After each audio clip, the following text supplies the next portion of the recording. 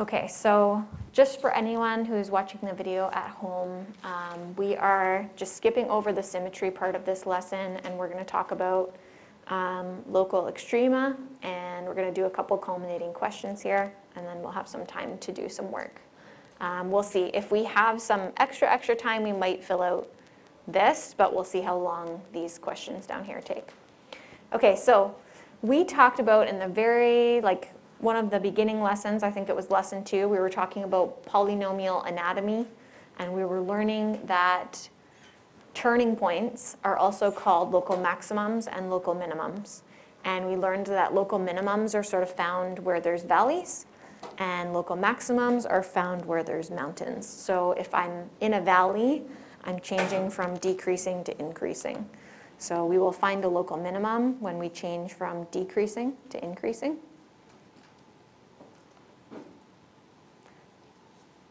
And if I find a local maximum, that will be found where I change from increasing to decreasing. So we're going up to down.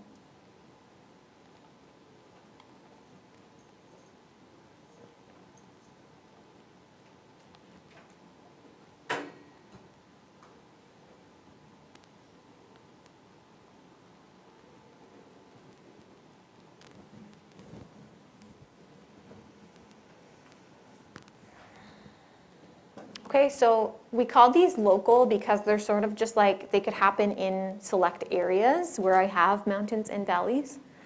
And then we also have a further classification of these as an absolute minimum or an absolute maximum. So the idea is if one of these local minimums or maximums happens to be the very highest point or the very lowest point on my graph, I can further classify them as an absolute max or an absolute min. Sometimes we call these global because we're looking at the big picture, right? We're looking at the whole graph, and we want to see if it goes high, if it goes to an absolute highest point or an absolute lowest point. Okay? Odd degree polynomials will have no absolute max or absolute min because they have opposite end behavior. That means they extend forever in both directions, up and down. So there's no way that I can have a maximum or a minimum if both my ends are continuing forever in opposite directions. So only even degree polynomials could have either an absolute max or an absolute min, because even degree polynomials are U-shaped. So I could have a top, or if it's U-shaped facing up, I could have a bottom. I will not have both, right? I can't have an absolute max and an absolute min for an even degree polynomial because they always continue in one direction forever.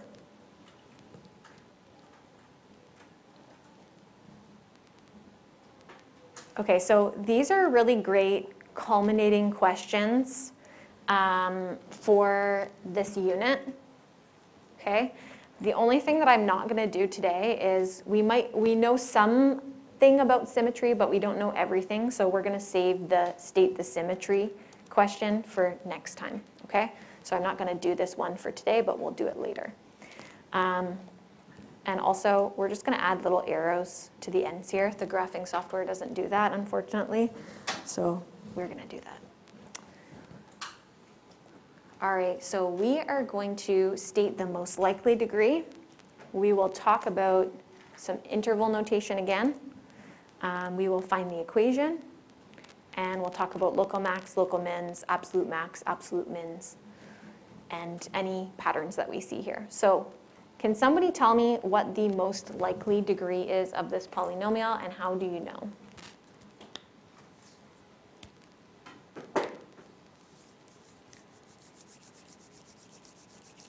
Bella.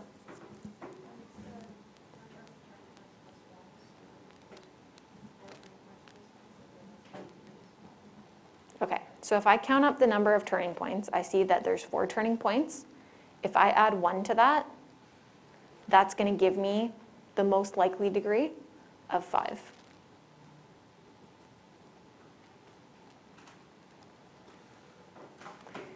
Also, I know by counting the turning points that I cannot have a degree lower than 5. So the lowest possible degree that this could be is 5. Could this be degree 7 or degree 9 or 11? Yes, it could. But most likely it's degree 5 if I count up the turning points and I add 1. Okay, so we did that. Probably degree 5. State the intervals where f at x is less than 0. This means negative. So I'm going to take us back again to that second lesson. That second lesson, we talked about the difference between increasing, positive, decreasing, negative. So if I want to find the sections, the intervals over where my graph is negative, what is it asking me to do? What sections of my graph am I looking for here? Sarwa?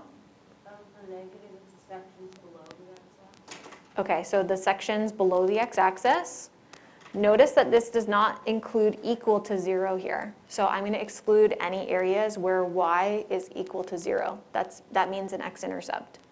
So I'm looking for this one, state the x's where the y's are negative. That's what the question is asking me to do. State the x's over which the y's are negative. That's what it means when it says f at x is less than 0. So when I state my interval, this is going to be different than domain and range, right? When I state my interval, I just want to know what are the left to right x's that have sections of the graph that are below the x-axis. Keaton? Would it be round bracket 0 and then round bracket negative? Close. There's one thing that we have to exclude. So Keaton is right. We start at 0 because here is where I sort of start to go into the negative section of the graph. Round bracket, we do not include where y is equal to 0 because at this point right here, y is equal to 0. It's not negative. So round bracket for that one. The other thing that I cannot include is this. So I'm going to end this at 2. Okay, so I go from here to here. That section is negative. But I'm not going to include 2 because 2 is where y equals 0, right? On this line, y equals 0 here. Then I'm going to say, I'm going to put this little u symbol, and it means in union with, or in other words, it means in plain English, and.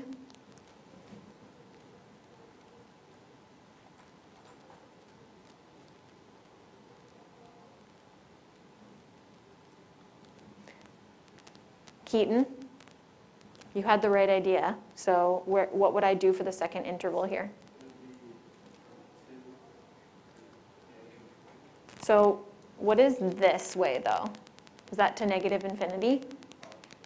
To positive infinity, because I'm just giving the x's where the y's are negative.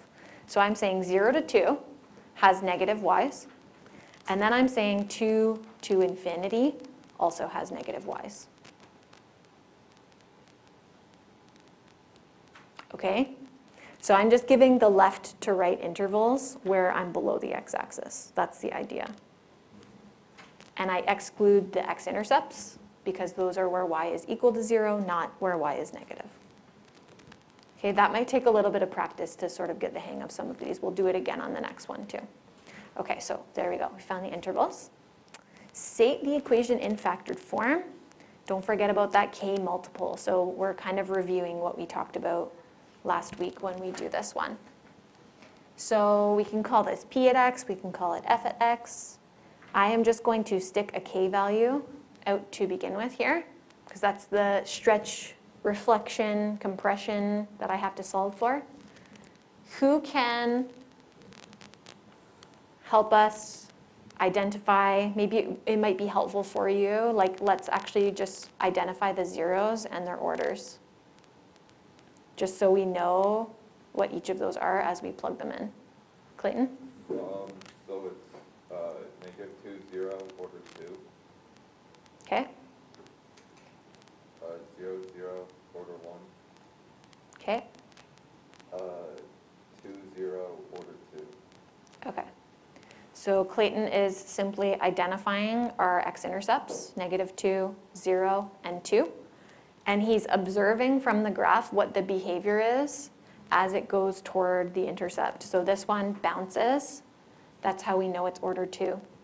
This one goes right through, and it's not an S shape, right? So that would be order 1. And this one also bounces off the x-axis, so we know that that one is order 2 as well. The orders also add up to our degree that we guessed above, so that's good. We've got some confirmation here. So how do I use these now to put this together into an equation?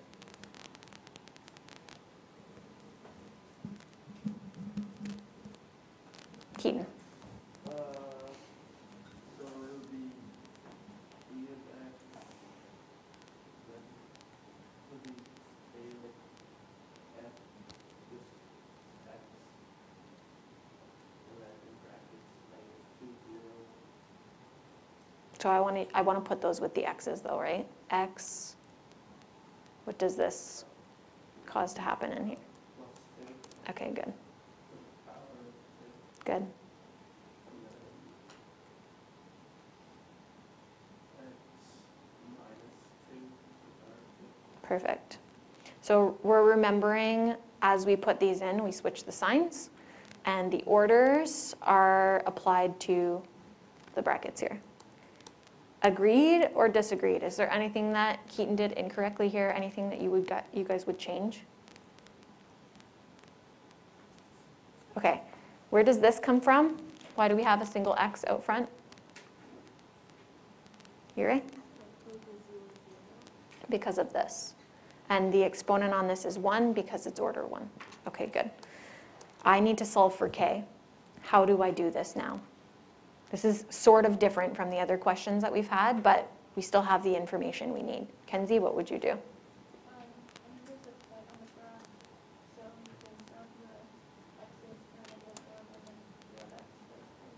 Okay, so there is actually a point on our graph, and it's actually even labeled for us. How nice. I cannot use an x-intercept to find the k, because it doesn't give me any more information than I've already used for this piece of the equation. So don't use an x-intercept. Use any other point other than an x-intercept to find your k. This one's already labeled, so I'm going to use -1, 3. So same thing that we did on our worksheet and in our last lesson. We're going to put in -1, not our last lesson, but the one before that from last week. So sub in -1 for x, because that's what the point is on our graph. And I know that when x is -1, y is 3. So I'm going to replace p at -1 with a 3, because the polynomial's value when x is -1 is 3. That's what it says on the graph. And then we will just simplify here. So I'm going to get 1 squared, which is 1, and -3 squared, which is 9. So I'm going to have -9k. Please be careful here, people. If I divide out -9, this is not equal to -3. Okay, this actually means that k is equal to -3 over 9, which is -1/3. Good. Zach. When I put the -1 minus 2 squared in my calculator, I got 1. So how do I figure that? So, are you talking about this one or the second one? So this one is 1. This one we get -3 squared, which is 9.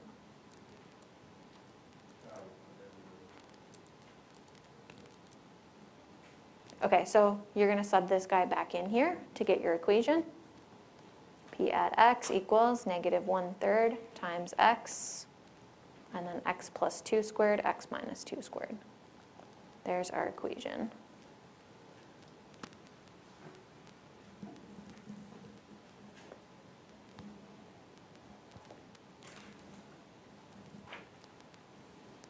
This I'm just going to move a little bit here. If you don't have extra space, there is a little bit of extra space on the top of the next page. Last one is, it asks us to identify the number of local max, number of local min, and how they're related to degree. And is there an absolute minimum or a maximum, yes or no? If so, show it on the graph. Okay. So, how many local max are we seeing here? Perfect. I see a couple twos. Surwa, do you agree? Yeah. Okay, so one of them is like, I don't know if it's right here, but it looks like it's like at the peak of this mountain, wherever that is. The other one is here. So this is a local max and another local max. So for local maxes, we have 2. How about local mins?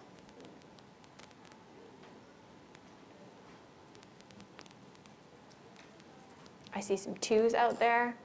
Agreed? Okay. One of them is here. The other one is like maybe like right here. So we have 2 valleys that have local minimums. So that's also 2. Is there an absolute max or absolute min at all here? Is there a very highest point or a very lowest point at all? I see a lot of no's. Anyone say yes? Okay, so odd degree polynomials, this goes up forever and down forever. There's no way I can have a max or a min there. What would be a situation where there is like an absolute max? If you had an even degree polynomial, let's say maybe your graph looked like this. This is an absolute min right here because it's a very lowest point. Yeah, good question. Okay, so no absolute max min. Sometimes also called global max min. And the question also asks, how are the number of local max and mins related to the degree? So how is the total number here related to the degree? Nick? So they have to add up to the amount of turning points, and what do we know about the turning points relation to degree? If we add 1, we find the most likely degree. So these should add to the number of turning points.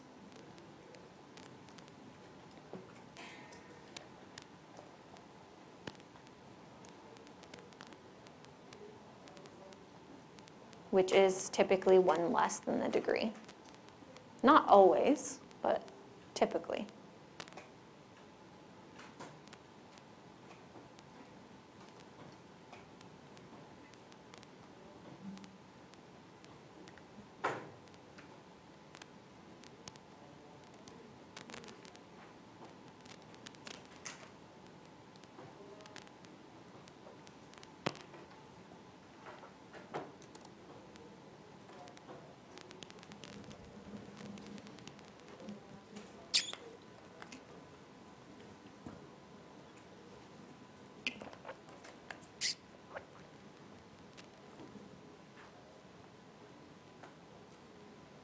Okay, can I clarify anything on these ones? So most of this is just like, let's put together a bunch of the stuff that we've talked about over the past few lessons. This is kind of new. We haven't done that yet.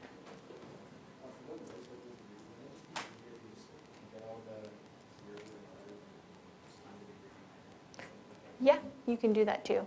Both of those pieces actually give us some indication of degree. So you could, I would encourage you actually use both of those things and then make a decision on your degree. Okay, I'm going to give you guys a couple minutes to try this one. We're, again, not going to talk about symmetry, so just leave B for now. But see what you can fill in for these. Okay, if you want to chat with your partner about this, you can chat with your partner. And just as a reminder, let's add some arrows onto the graph here. So, some of you guys made the observation that, and actually Nick was asking me about this last question. Some of you guys made the observation that if I count number of turning points and that differs from orders, or if I know the orders, can I just use that to do the degree? We're going to use both pieces of information because the number of turning points and sometimes the orders don't always give us a full picture of what the degree is. Okay? So if I count the number of turning points, I see 1, 2, 3 here. This is not a turning point. Does not change from increasing to decreasing or decreasing to increasing. So at -1, that is not a turning point. We have 3, 1, 2, 3. Most likely we would say this is degree 4. But if you went further in this and you determined the orders on the zeros, I see an order 1, 0 at -3. I see an order 3, 0 at -1. And I see an order 2, 0 at 2. So I'm going to use all of my knowledge all together here to say that this is probably more like degree 6 then. Because the orders are not going to be able to exceed the degree. So probably not 4. But most likely, if we were just to count the number of turning points, we could have said 4 for this. But I think later in the question, we should have uncovered that this is probably degree 6. Okay, I want to do the intervals with you guys. Okay, I am watching the time, I know. Intervals. Keaton, do you want to try this one? Yeah. Would that be negative infinity to -3? Good, so all the way this way, all the way up to -3. And then infinity with -1 to 2? Okay, so all the way from here to here, which is 2. Then infinity 2 to infinity. Okay, he's right. Okay, and then 2 and forward. I must exclude this point right here, and here, because those are where y equals 0. It's not where y is positive. Surwa.